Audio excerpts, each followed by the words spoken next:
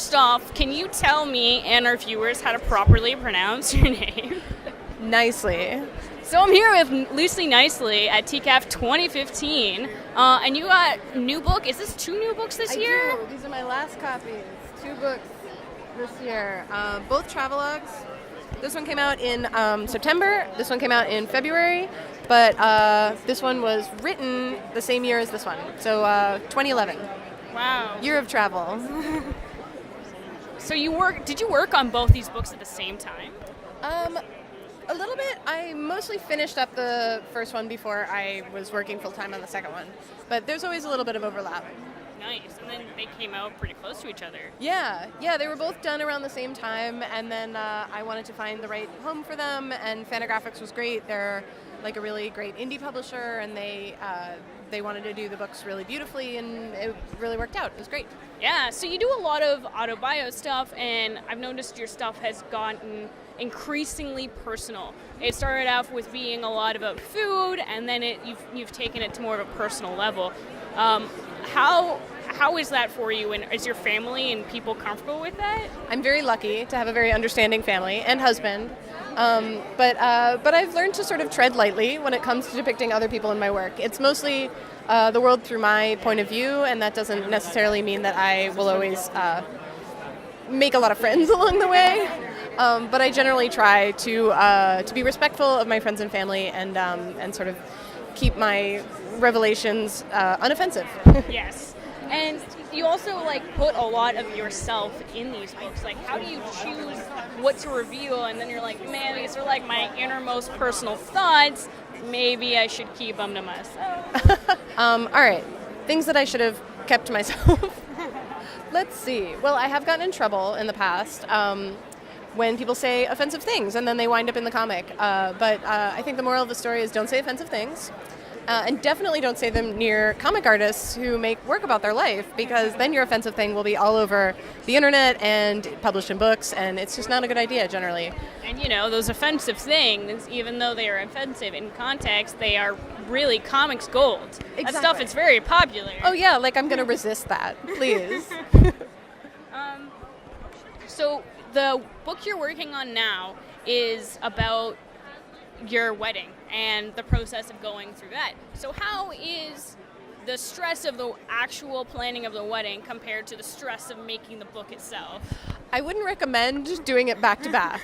A year of wedding planning and then a year of reliving the wedding planning for an entire year. Yeah, not my favorite. But I definitely learned a lot through doing this. And I think that because I had it in mind that I wanted to do a book about it, it really made the process of wedding planning a lot more intense, because I was researching weddings at the same time, and I understood the meaning behind certain rituals that people perform in weddings that are totally messed up and sexist and awful.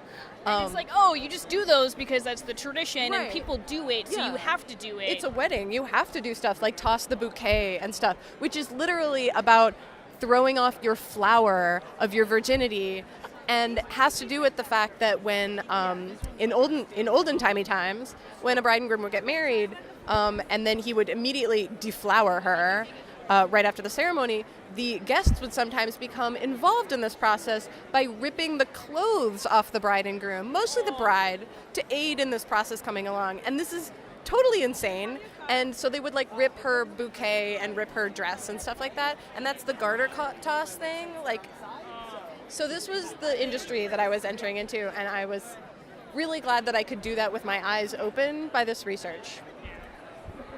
So how does your process change? Because you do this really in-depth personal travelogue stuff, and then you also work for companies like Marvel and Boom. How does your process change when you do that sort of other work that's not personal?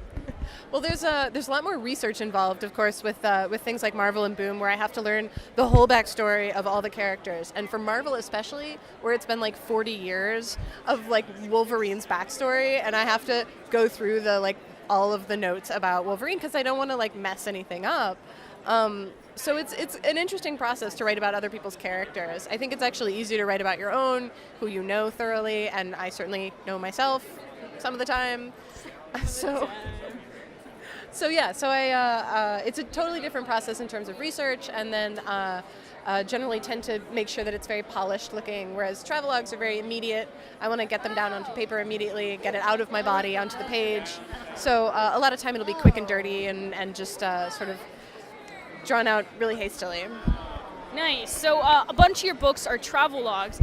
How do you find a narrative in a vacation? I don't always. Frequently there's a trip that I'll take where I will think, this is going to be great, this is going to be such an amazing story about my life changing, and then I'll go on the trip and it'll just be like, wow, that food was really good, or cool, I saw elephants. So sometimes I come back with a travelogue that never sees the light of day because there isn't anything there. There's no more deeper content.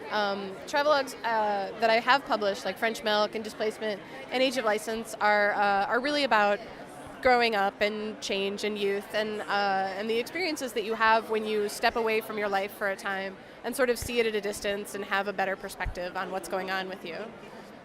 Awesome. So where can people find your books? Because it's Saturday and it's not even like 3 o'clock and they're already sold out. I know. I've made a grave error. This is what happens when I skip a year of TCAF. I did not bring enough from the States, but you can find all of my work on stoppayingattention.com or Google my name, Lucy Knisley, spelled with a KN at the beginning. And I sell all my work online, and also you can find much of it at your local bookstore, go to an indie bookstore, or if you must, go to Chapters or Amazon. Cool. Thanks so much for talking with us today. Yeah, my pleasure. Thank you.